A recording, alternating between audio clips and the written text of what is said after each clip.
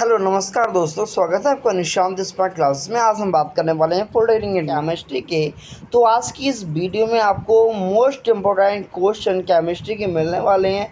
तो आप इस वीडियो में बने रहे। अगर आप हमारे चैनल पर नए हैं तो चैनल को सब्सक्राइब करें, वीडियो को लाइक करें। चलो बढ़ते हैं वीडियो की ओर, देखते हैं पहला प्रश्न। तो पहला प्रश्न दिया गया है, किस नियम के अनुसार द्रव्य को ना तो बनाया जा सकता और ना ही नष्ट किया जा सकता, मतलब नियम कौन सा है। तो आपको चार ऑप्शन दिए गए हैं। तो पहला ऑप्शन निश्चित अनुपात का नियम। देखिए हमने इसका आंसर भी साथ में लिया है ताकि आपको दिक्कत ना पड़े।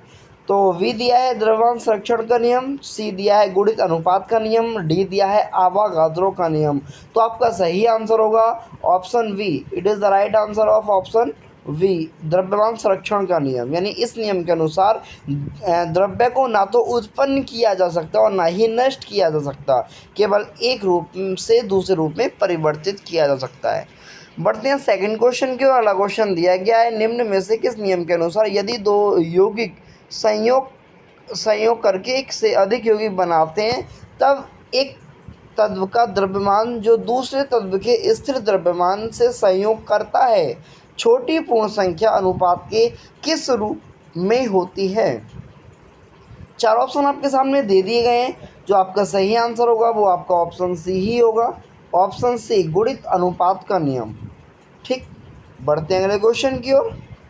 अगला क्वेश्चन दिया है, एक गैस का सूत्र COX है, इसका वाष्प घनत्व 70 है, तो x का मान ज्ञात करो। तो आपको निकालना पड़ेगा। तो यहाँ से x का मान जो आएगा वो आपका 5 आने वाला है। ऑप्शन सी आपका सही होगा। बढ़ते हैं अगले क्वेश्चन की ओर। अगला क्वेश्चन दिया गया है, एक तत्व का तुल्यांकी भार 4 है, इसके क्लोराइड का वाष्प घनत्व 59.25 है, तो उस तत्व की संयोजकता होगी। तो उस तत्व की संयोजकता क्या होगी? 2। तो आपका सही ऑप्शन ऑप्शन सी होगा 2। बढ़ते हैं अगले क्वेश्चन की ओर। एक कार्बनिक यौगिक का मूल अनुपाती सूत्र CH2O है, इसका वाष्प घनत्व 45 है, तब यौगिक का आणविक सूत्र ज्ञात करो। चार ऑप्शन आपके सामने दे दिए गए हैं। जो आपका सही आंसर होगा वो होगा C3H6O3, यानी ऑप्शन नंबर डी आपका सही आंसर होगा। बढ़ते हैं अगले क्वेश्चन की ओर। अगला क्वेश्चन दिया गया है, निम्न में से कौन सी घटना टेलीविजन चित्र के लिए उत्तरदायी होती है। चार ऑप्शन आपके सामने दे दिए गए हैं। तो आपका सही आंसर होगा ऑप्शन वी, मतलब कि प्रतिदीप्ति। ठीक, बढ़ते हैं अगले क्वेश्चन की ओर। नेक्स्ट क्वेश्चन दिया गया है, रदरफोर्ड परमाणु व्याख्या नहीं करता है, मतलब क्या चीज़ नहीं बताता है। चार ऑप्शन आपके सामने दे दिए गए हैं, मतलब कि एक परमाणु की इलेक्ट्रॉनिक संरचना की या उस परमाणु के स्थायित्व की। ऑप्शन सी दिया है, विकल्प ए और बी दोनों ही सही हैं। तो आपका जो सही आंसर होगा वो होगा ऑप्शन सी, यानी ए और बी दोनों ही बातें सही हैं, यानी इन दोनों की व्याख्या नहीं करता। ठीक है, तो आपका सी ऑप्शन सही होगा। बढ़ते हैं अगले क्वेश्चन की ओर। शुद्ध जल का pH मान बहुत ही इंपॉर्टेंट क्वेश्चन है, बार बार एग्जाम में पूछे आने वाला प्रश्न जो है वो है, शुद्ध जल का pH मान कितना होता है। ऑप्शन दिए हैं आपको 0, 1, 7 और 14। तो आपका सही आंसर होगा ऑप्शन सी 7। शुद्ध जल का pH मान 7 होता है। अगले क्वेश्चन की ओर बढ़ते हैं।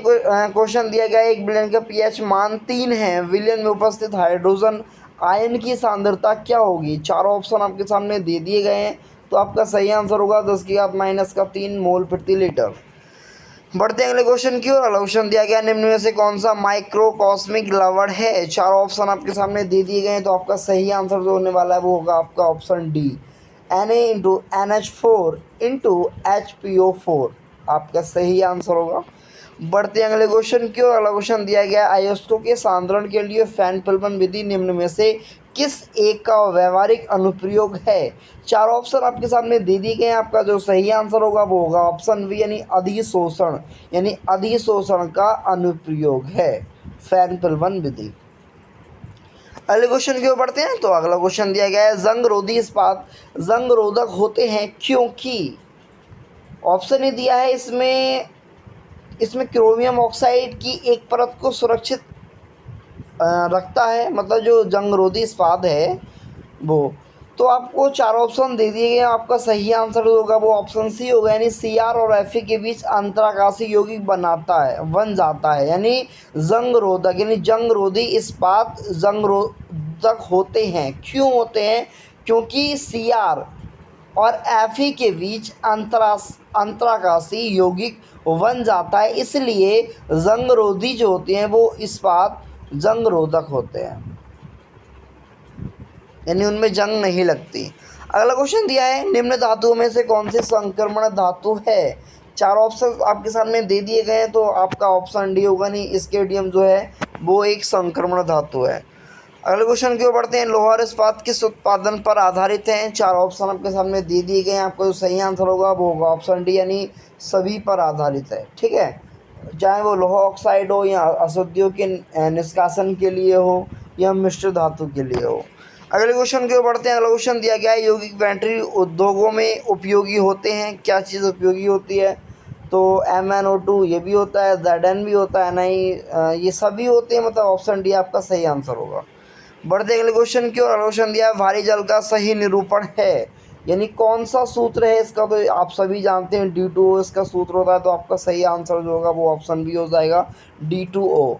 बढ़ते हैं अगले क्वेश्चन की ओर। क्वेश्चन दिया गया, निम्न में से कौन सा तत्व मानव हड्डी एवं दांत में प्रचुर मात्रा में पाया जाता है।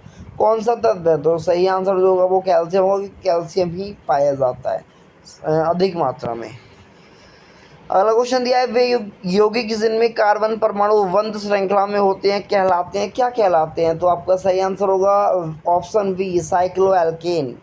बढ़ते हैं अगले क्वेश्चन की ओर। क्वेश्चन दिया गया है, हाइड्रोकार्बन में कार्बन परमाणु चतुर्थ संयोजी होता है, तो हाइड्रोजन होगा, क्या होगा, तो आपका सही आंसर होगा ऑप्शन सी, एकल संयोजी। बढ़ते हैं अगले क्वेश्चन की ओर। अगला क्वेश्चन दिया गया है, हरे फलों को कृत्रिम रूप से पकाने के लिए कौन सी गैस प्रयुक्त होती है, तो एथिलीन प्रयुक्त होती है, ऑप्शन बी आपका सही आंसर होगा। बढ़ते हैं अगले क्वेश्चन की ओर। तो साबुनीकरण प्रक्रिया में प्राप्त होने वाला अल्कोहल कौन सा है, तो आपको चार ऑप्शन दे दिए गए हैं, एथिल अल्कोहल है, मेथिल अल्कोहल है, कास्ट स्प्रेट है, ग्लिसरॉल है, तो आपका सही आंसर होगा ऑप्शन डी, ग्लिसरॉल।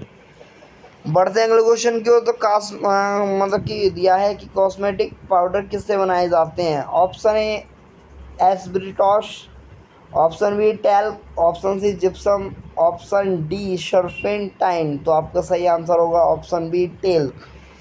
बढ़ते हैं अगले क्वेश्चन की ओर। तो इसमें दिया गया है कि दी गई अभिक्रिया 2Na+S = Na2S में सल्फर होता है, क्या होता है, अपचयित होता है, ऑप्शन बी आपका सही आंसर होगा, ऑप्शन बी अपचयित होता है। अगला क्वेश्चन दिया है, Cu और H2 के मिश्रण को जाना जाता है, तो वाटर गैस के रूप में जाना जाता है, तो क्या है, वाटर गैस। अगला क्वेश्चन दिया है, नैफ्थलीन को सरलता से शोधित किया जा सकता है किसके द्वारा, तो ऊर्ध्वाधर के द्वारा, ऑप्शन ए आपका सही आंसर होगा। अगला क्वेश्चन दिया है, कार्बनिक यौगिकों के शोधन, पृथक्करण एवं शुद्धता की जांच के लिए आधुनिक विधि है, तो वर्णलेखन आधुनिक विधि है, तो आपका सही आंसर होगा वर्णलेखन। तो आज की वीडियो में बस इतना ही, बाकी मिलते हैं फिर नेक्स्ट वीडियो में। Thanks for watching.